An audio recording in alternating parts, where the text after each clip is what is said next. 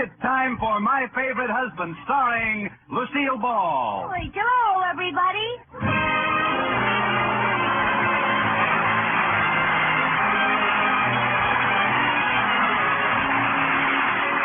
Yes, it's the Gay Family series starring Lucille Ball with Richard Denning. Transcribed and brought to you by the Jell-O family of desserts. J-E-L-L. Oh, the big red letters stand for the Jell-O family. Oh, the big red letters stand for the Jell-O family. That's Jell-O. Yum, yum, yum. Jell-O pudding. Yum, yum, yum. Jell-O tap. Fiocca pudding. Yes, And now Lucille Ball with Richard Denning as Liz and George Cooper, two people who live together and like it.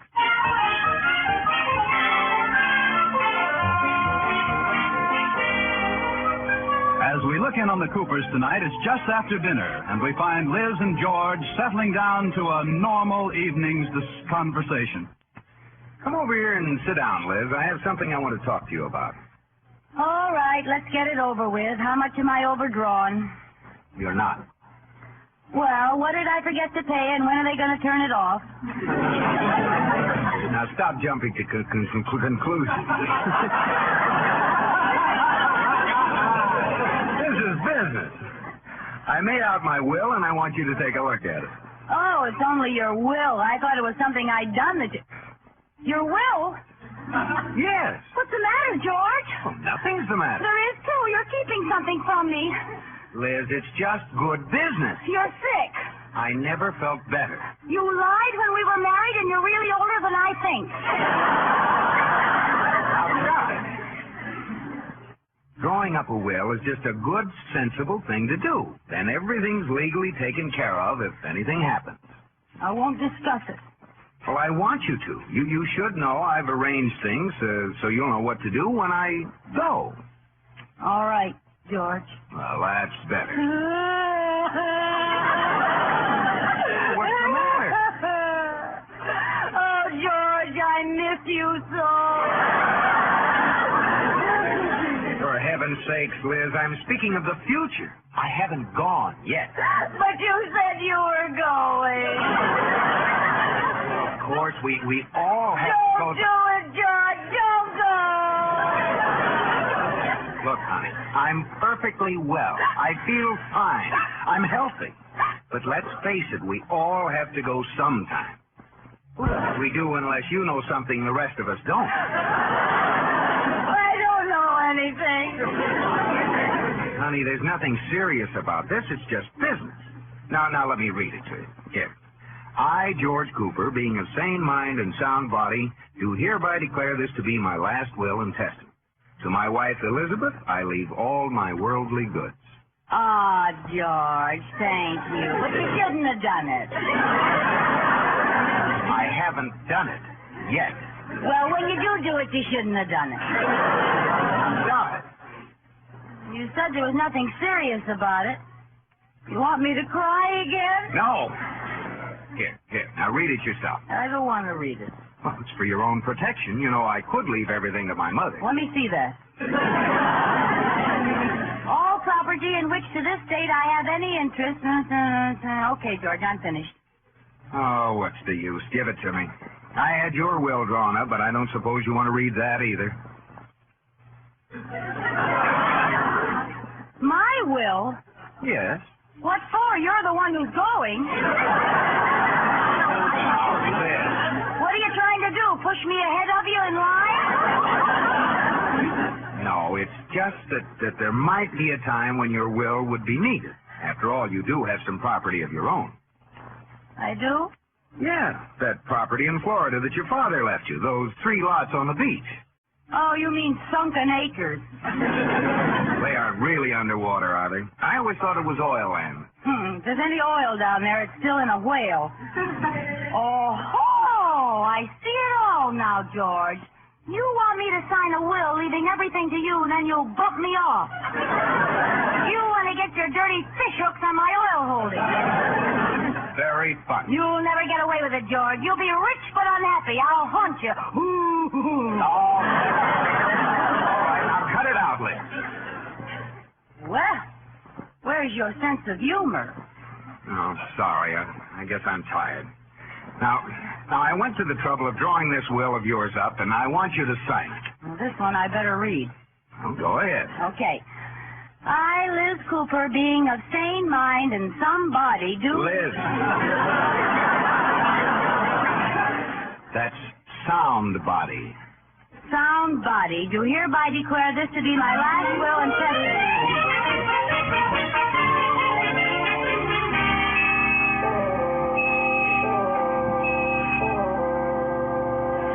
George, Huh?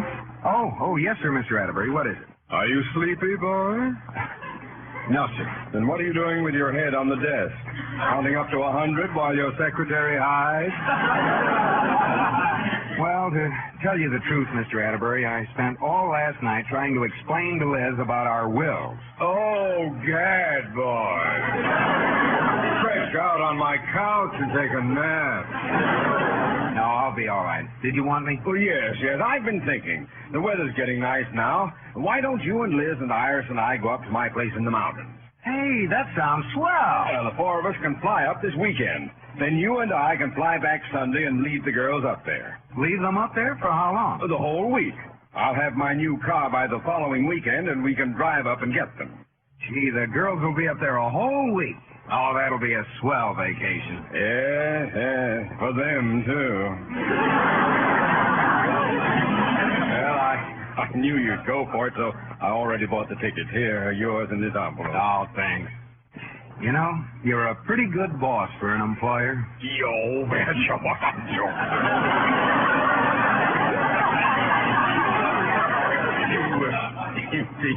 You can do me a favor. I need some supplies for the lodge now. Can you pick them up for me? Oh, sure. Oh, good. Now, let's see. I need poison for those horrible little gophers up there, and some rope for a clothesline, and a couple of sacks of cement. Iris wants a patio so she can sunbathe. Come to think of it, that ought to keep the gophers away. Wait a minute. Let me make a list on the back of this envelope. Yeah, poison, rope, cement. I need an axe, too. Yeah, well, I'll go home and tell Liz. Well, George, let them think it's just for the weekend. Well, all right, but why? Well, they're women. A weekend means a new pair of slacks. A week's vacation means a whole new wardrobe. Boy, have you got what it takes. Well, I have to have, or else Iris takes what I've got.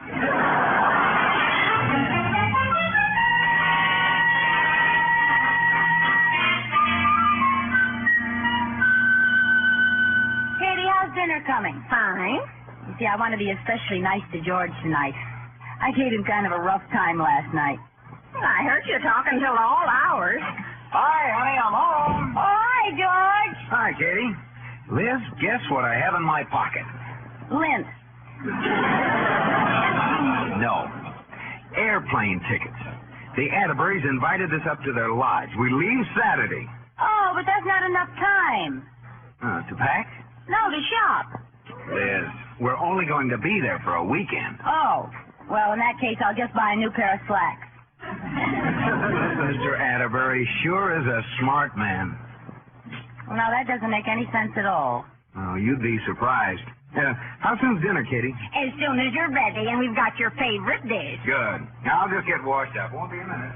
Gee, isn't that wonderful, Katie? We're going away. Yes. Say, didn't you have an appointment at the beauty shop on Saturday? Oh, that's right. I wonder what time the plane leaves. George said the tickets were in his coat pocket. Let's see. Oh, yeah, here they are in this envelope. This ticket says return trip 10 p.m. And this one, Katie? What? These airplane tickets. One of them is a round trip and the other is one way.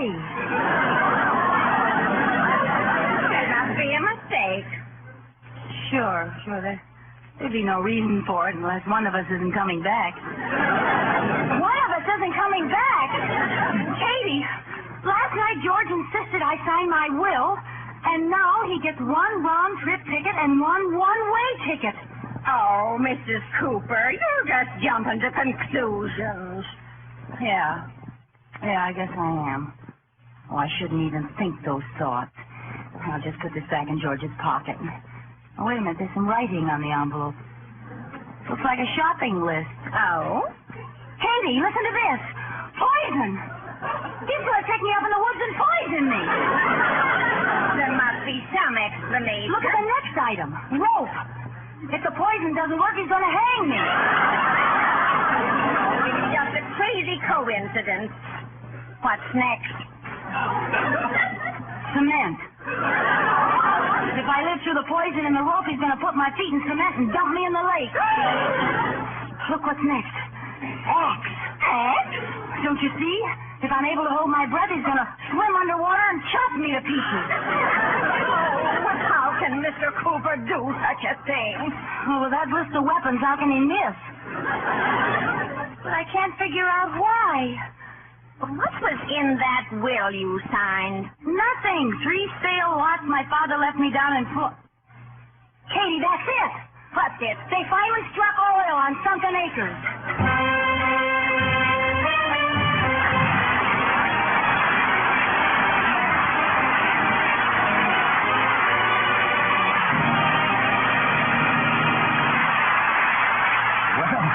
Liz thinks she's about to meet her doom, and for once she hasn't got an answer. But I've got an answer, the answer to all your dessert problems, and it's Jell-O. Yes, gay, shimmering, delectable Jell-O in those 6 delicious flavors. Strawberry, raspberry, cherry, orange, lemon, and lime. All 6 bursting with fruit-like goodness, tempting and rich and refreshing. There are dozens of easy ways to dress up Jell-O, such as minted cherry mold. Just prepare cherry Jell-O as usual, dissolving 1/4 cup of mint jelly in the hot water. When slightly thickened, fold in 1 cup of drained diced grapefruit. It's swell for a salad, dessert, or a spicy meat garnish. Rich fruit-like cherry Jell-O with tangy green mint jelly. So look for those big red letters on the box. They spell Jell-O, and Jell-O spells a treat. That name is a registered trademark of General Foods. Jell-O. And now back to Lucille Ball in My Favorite Husband.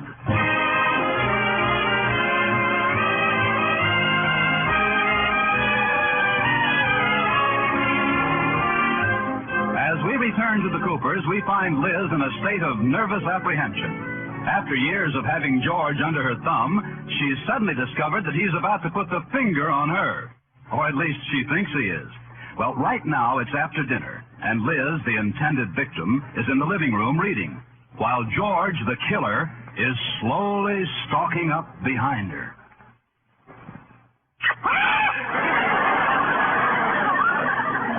What's the matter, Liz? I was just kissing you on the back of the neck. Oh. Say, what's the matter with you anyway? You're acting sort of wild-eyed and strange. Well, I'm sort of nervous, George. I have a headache. Oh, I'm sorry, honey. Here, let me massage your neck for you. All right. No. No, I'm all right now, George. All of a sudden, I feel fine. You sure don't act it. Well, I'm glad we're going away this weekend. This trip ought to fix you up good. Yeah. George, I've been thinking it over. I don't believe I want to go to the Atterbury's Lodge. What? Why, Liz, you love the lodge. You always say that's your idea of living. Well, I want to keep it that way. Let's just forget it, huh? No, everything's all planned. And besides, there's another reason. When we get up there, I have a big surprise for you. Well, thanks anyway, but I have a feeling I wouldn't like it. Oh, yes, you would. Oh, no, I wouldn't. I'll tell you what, George. Why don't you take your mother up there and give her the surprise?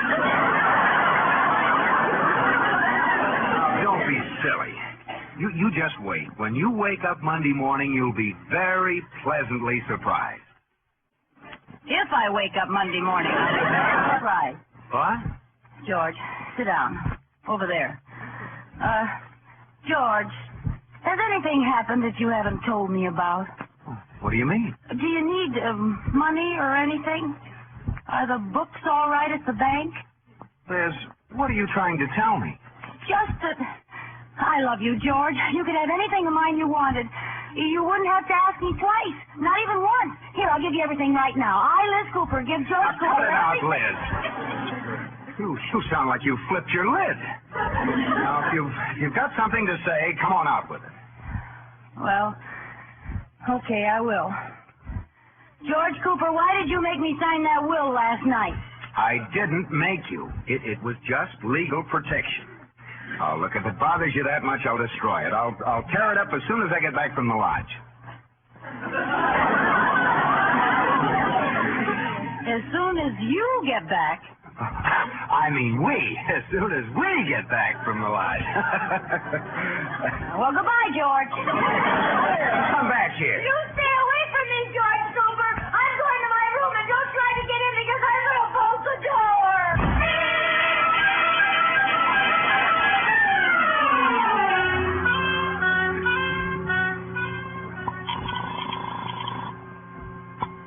Hello? Hello, Dr. Stevenson. This is George Cooper. I'm calling from McKee's drugstore. Oh, what's the matter, George? I don't know. It's Liz. She's acting peculiar. Peculiar for Liz or peculiar for normal people? No, peculiar for Liz. She's nervous and jumpy, cries over nothing, and now she's locked herself in a room and won't let me get near her.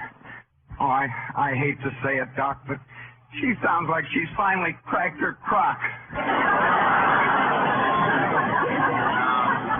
Now, George, we must remember that she's a woman, and women aren't as steady emotionally and intellectually as we men are.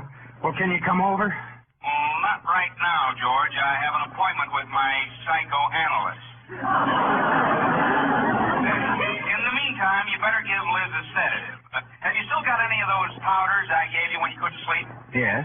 Well, give her one and a glass of warm milk. And in her nervous condition, George, you better not tell her. Let her think it's nothing but plain milk. Yeah, all right. Yeah, I'll be over as soon as I can. All right, thanks, Doc.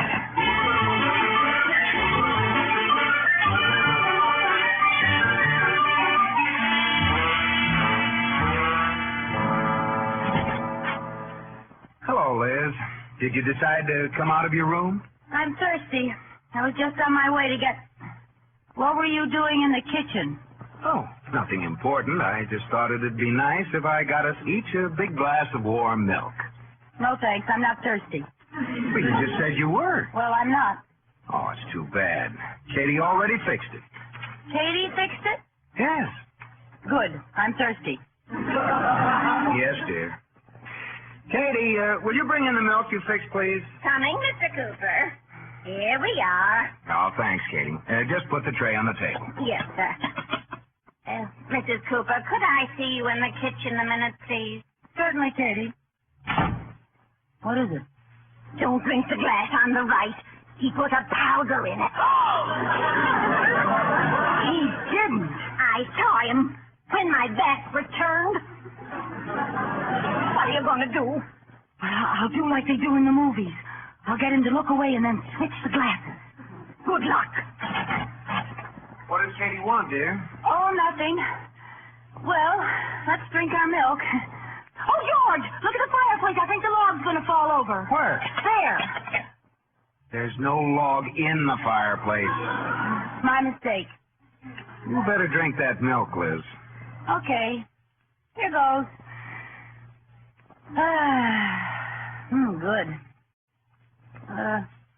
Why don't you drink yours, George? Oh, all right. No, wait! I can't let you do it, even though you would have allowed me to. What? You put something in my glass, didn't you, George? Well, I fooled you. I switched glasses.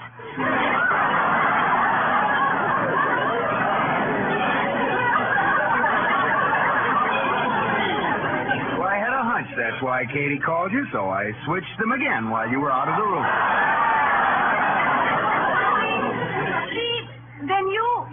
Then I can't figure it out, George. Tell me, who got the one with the powder? You did. Oh, I? Oh, Liz, what's wrong?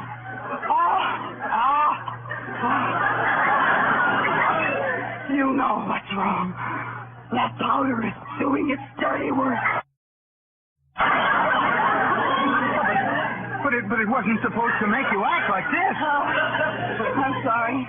I'll try to rise and twitch more.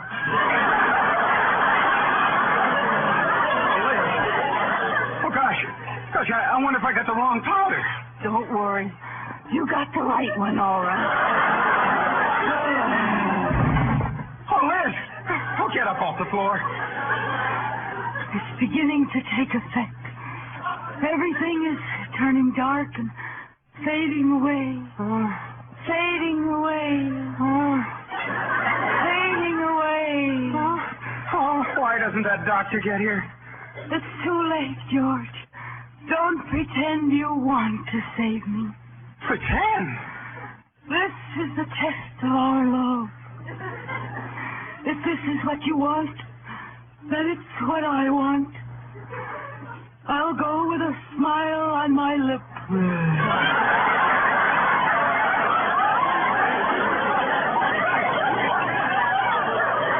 Does it hurt awfully? What? Does it hurt awfully? Only when I laugh.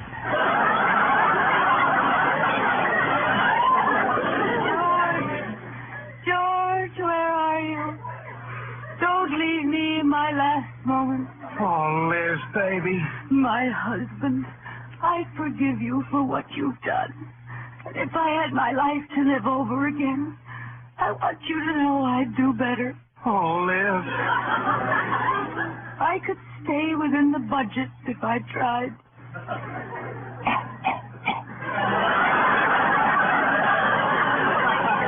And I'd never buy clothes I need. I'd throw away my charger plate. Oh, that must be the doctor. I'll get it. George, boy, I just came over to make the last-minute arrangement for Gad. What's Liz doing on the floor? Oh, Mr. Atterbury, goodbye, Mr. Atterbury. Goodbye. Where's she going? You know, I just heard harp music. Oh, Liz, will somebody kindly tell me what's going on? Oh, I gave her a sedative, but it seems to have had an odd effect. Sedative. Huh? Have your grim jest, George. I saw the one-way ticket you bought me. Oh, now, wait a minute. And I found the list of murder weapons. The poison, the cement, the axe, the rope. Oh, honey, the one-way ticket was because we were going to surprise you and Iris by letting you stay up there a week. Stay up there? You mean there really was a sedative? Why, sure, and all those murder weapons were supplies I needed round the lot. What a dirty trick. Well, if I had my life to live over again, I could do better.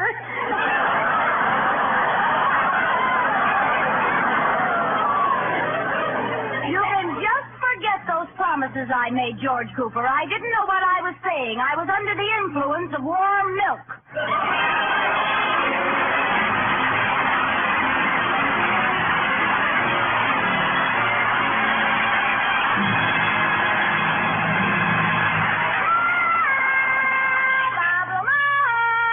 Yes, Lucille. What's on the docket tonight? Tonight, Robert, we deal in international intrigue. I am a spy, and you are interviewing me for a job. A little spy music, maestro.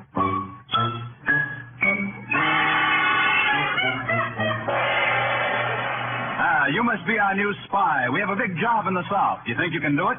Si, senor, I think I can. Wait a minute. That's a little too far south. I meant in the southern United States. Oh, si, senor, you all. You still sound Mexican. See, I sound like this because I have been in Mexico posing as a lady bullfighter, but I quit. Why? I couldn't find any lady bulls to fight.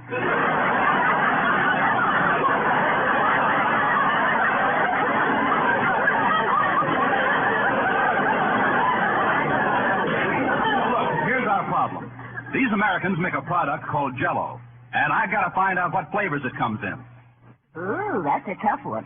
Now, here's what we've managed to find out. Write this down. Okay. Jell-O is so good it makes you think of the real ripe fruit itself. Yay. And it's locked in by a special process so it can't get out till your first delicious spoonful. Yee. We also know that everybody's looking for the big red letters on the box. L-L-O. What was the second word? Now, never mind. They spell Jell-O, and you got to find out what the flavors are. Oh, see, I go. I am back. What took you so long?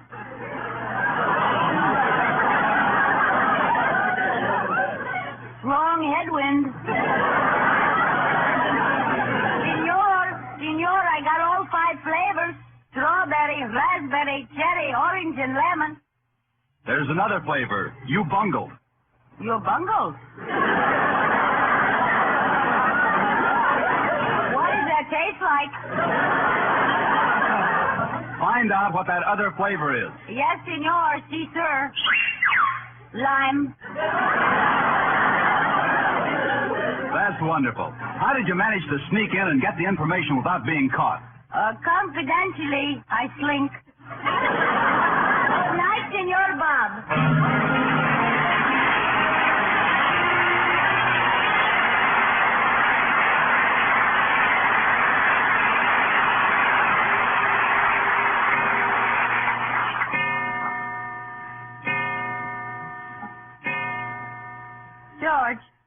George, what are you reading for? Go to sleep. No, this magazine story's exciting. You go on to sleep. Well, I can't with that light on.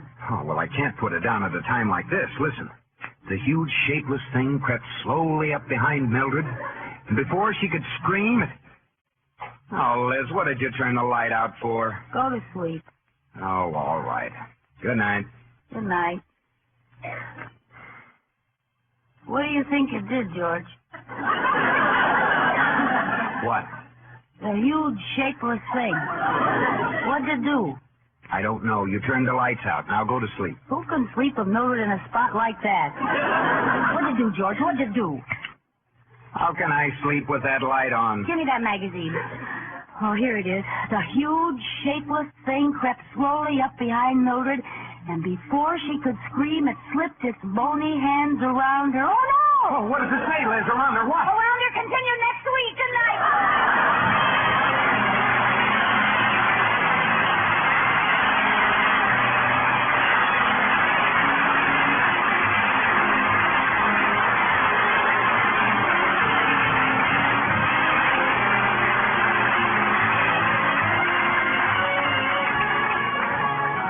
You have been listening to My Favorite Husband, starring Lucille Ball with Richard Denning, and based on characters created by Isabel Scott Warwick.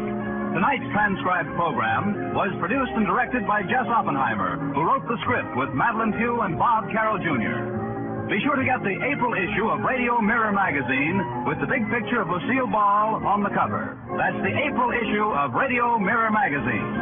Original music was composed by Marlon Skiles and conducted by Wilbur Hatch. The part of Katie the Maid was played by Ruth Parrott. Be sure to listen to Lucille Ball in My Favorite Husband again next week, presented by Jell-O. Oh, it's log cabin syrup for my mind. With that real Northwood flavor so fine, oh so fine blended. Came into a maple, it's topped on your table. That real maple flavor, the pancakes of favor. It's log cabin syrup for my mind. Yes, Log Cabin is the syrup with that delicious Northwoods maple flavor. It's America's most popular quality table syrup. Enjoy it on waffles or pancakes for Sunday night suppers as well as at breakfast. It's log cabin syrup for my mind.